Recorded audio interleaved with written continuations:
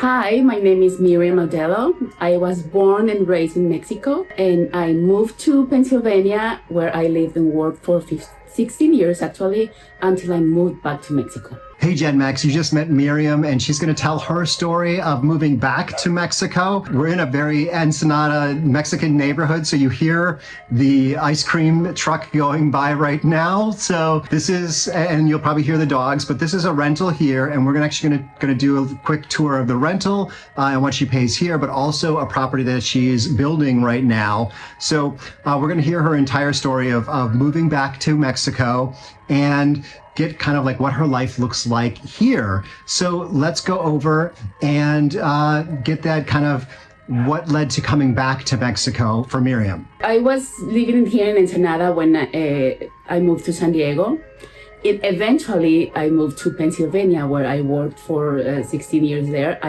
I got married there, and I was working in a metal manufacturing company until 2021. In 2017, unfortunately, my husband passed away, and I kept working. I just was doing what I was doing, just working, home, work, until COVID came. After COVID, I was like, what am I doing here? I'm alone. I'm alone here. I don't have family. I'm not getting any younger, neither my family. So I decided to move back to Mexico. Okay, looks like the ice cream car, not ice cream truck, is moving on down the road. But let's continue the story here of moving back to this, or moving into this place where she has family. The property that I'm living right now, the house, and my mom's house is owned by the same family. My mom has been living there for 20 years. So when I was in Pennsylvania, right after COVID, she said the house next door is available, but it was alone, empty for a long time. So I was like, okay, sounds good. How much do they want for the house? And she said, well, the person that was living in it was paying, I think, $50. I was like, hold on, what? And yeah, but well, the house wasn't in a good shape. But I said, okay, that's it. I mean, let's rent it. So while I was in Pennsylvania trying to sell my property and everything, my house, my mom she helped me with fixing the house. You know, we paid for new flooring, painted, the walls, new bathroom, because it wasn't livable. So until I came. So now I'm living here. It's small, but it's nice. And I'm happy next to my family, next to my mom, actually. So we are going to tour this rental, plus we're going to tour the new place. But let's hear more about those economics. The $50 a month seems amazing. So what did it actually end up costing, and what is it costing now? After I got here, right here, and I talked to the owner, so she let us, kind of fix everything. Right now I'm paying $125 for a month. Obviously I paid all water bill, electric, everything else. But yeah, I mean, it's a nice property. It's old, but I have patio, so I have 5 dogs actually. So I'm happy with that, because I have 2 puppies that I brought from Pennsylvania. So that's what I was looking for. I was looking at a house with a yard with a patio. So that's what I found. And I'm here at $125, but that's rare. This is not very common, so we were very lucky. So let's talk about the plan moving forward. The plans are we're moving to a new house that we bought. My sister is gonna keep this house because my niece, she goes to school a few blocks from here. So we're gonna keep this house. And we're going to move to the new house, and you're going to see it very soon. So it is so incredibly inexpensive here. I do want to know a little bit about why move, why own when rental is so affordable? Well, as I said, my family's been living here for 20-something years, next door. I think the Mexican dream is to own, maybe everybody's dream is to own your house, no? So that's what we did. I mean, my mom is working since she's 17, and she doesn't own a house. So that was a dream. And that's an effort between my mom and I. We both bought this new house, and we're happy because my mom is like, we deserve a nice house. We deserve it. And yes, we do. No, we have one. I don't know about you, but I'm excited to see the other house. So before we do that, we're going to do a tour of this rental house so you know what she's getting for that $125 a month, which, as she mentioned, is a steal. Before you do that, I want to make sure you click the subscribe button if you haven't already done that. And if you have already done that, first off, make sure that the all is clicked so that you always get the notifications of these videos, but also share this video with your friends. But let's go and now to a tour of the rental, and then we're going to scoot over to the new place, which is not yet furnished, which is why we're over here. Okay, when you enter through the front door, you're gonna find the living room.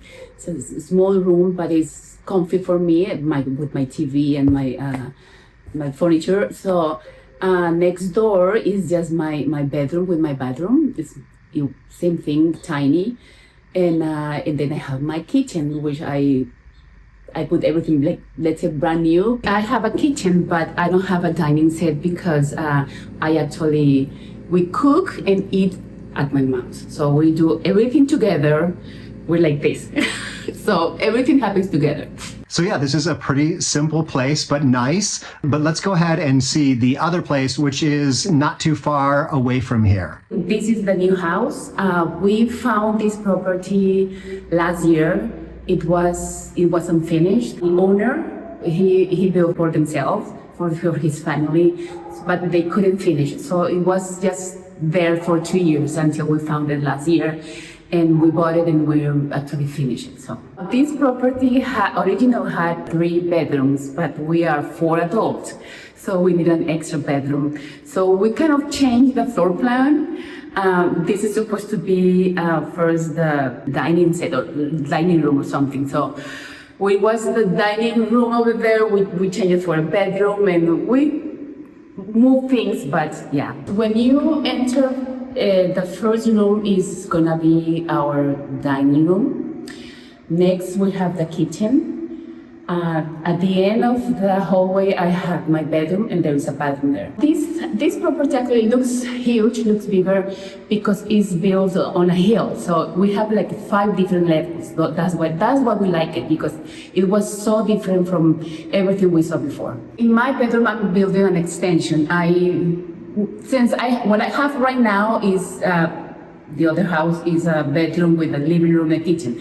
So I wanted to have a little bit of a living room next to my bed. So that's what I'm doing. This is gonna be my living room, and over there is gonna be my bedroom. This is my mom's bedroom. She actually wanted this bedroom because there is a balcony, and so she said that she can see, the views and from her bed. So this is her bedroom. And this is going to be my brother's bedroom. This is the main bedroom. This is supposed to be for my mom's at the beginning, but she preferred the one with the balcony. So this is going to be my sister and my little niece's bedrooms, and there's more room here. And they actually have a bathroom for themselves too. So this is the 4-bedroom. When we came to see the house, and we came to the rooftop, that was actually totally unexpected, the view. So this is a plus. So we were very in love with the view. So yeah. I hope you enjoyed the tour of the new place. Now we're back at the rental unit, and we're going to talk about one more thing, which is how she earns money here. Then we're going to get the quick tip for folks who are moving to Mexico, and then we'll wrap up the video. I was so lucky that the property across the street was for sale. So it was an empty lot. Quickly, I contacted the owner, and I bought the property. I thought it was like a destiny for me because it's just across the street. So then I built 4 apartments, and that's where my income is from. That's where I'm living from, the rent of these 4 apartments. So let's hear what it costs to buy the land, and also what it costs to build out a 4-plex apartment. The land was $50,000. And after I built the 4 apartments with semi-furnished, with new kitchens, washer and dryer machine, and closet, just the basics, I spent $200,000 for everything, including the land and the building. So let's go ahead and get that tip that I like to end my videos on. So a tip just for you. I would say just come with a good attitude. Things are not gonna be perfect. They're not gonna be as as smooth and perfect in the US or Canada. So just come with a good attitude, because that's what you come for here in Mexico, to relax, and you love the slow pace of the country. So just get in mind that everything's going to be like that, slow pace. So don't get frustrated. So just go with the flow. And something else, like embrace change. It wasn't my plan to come here, to be honest. I thought I'm gonna get, grow old in the US, and maybe later I'll come and visit my family or something. But things change. So embrace change. If your original plan doesn't go through, just embrace plan B. I'm living on plan B, and I'm very happy. So I love that idea of embracing change, living in plan B if plan A doesn't work out, but really just living an adventurous life. And that's what I want for you. Hasta luego. Wish you were here in Ensenada. Just kidding, video's not over yet. When Miriam told me what her mother does for a living, this is her mom, and I said, you know what, I really need a haircut. So we're gonna do a quick haircut, and then we will finish up the video. Okay, Gen Next, what do you think? How did she do? Leave those comments down below.